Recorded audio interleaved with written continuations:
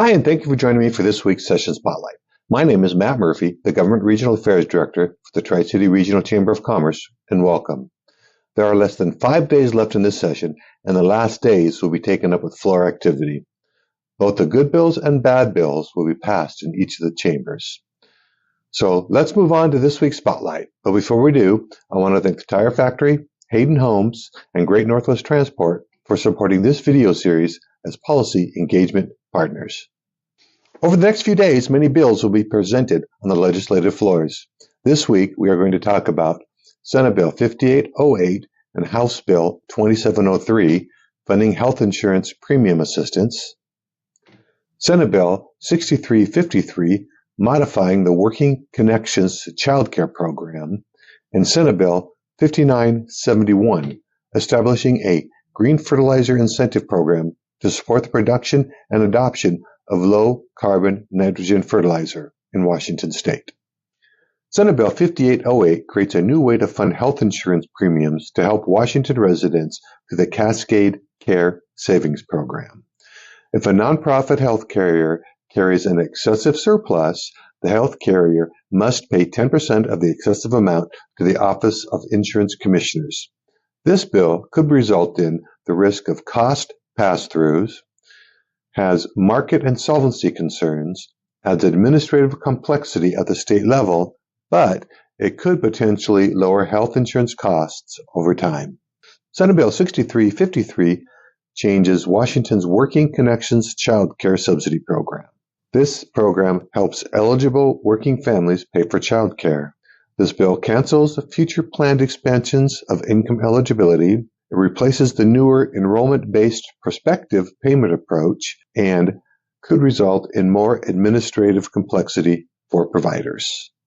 Senate Bill 5971 creates a green fertilizer incentive program at the Washington State Department of Agriculture to help produce and use lower carbon nitrogen fertilizer in Washington.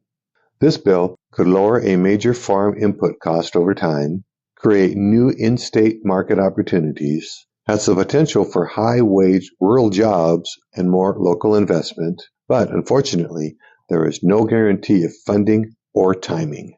As we wrap up things this week, let's check back on a couple of others. House Bill 2325, establishing a tourism self-supported assessment program to fund statewide tourism promotion.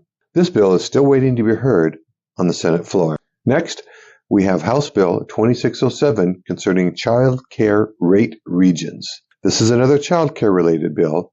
This bill appears to be dead for the season. And finally, House Bill 2316 concerning land use development when vegetation associated with shrub steppe is present in the urban growth areas. Unfortunately, this was a bill important to the Tri-Cities region, but it will not be moving forward this year. That wraps up this week's Session Spotlight. Thank you for joining us. You can learn more information on these bills and other Tri-City Regional Chamber of Commerce legislative activity at www.tricityregionalchamber.com.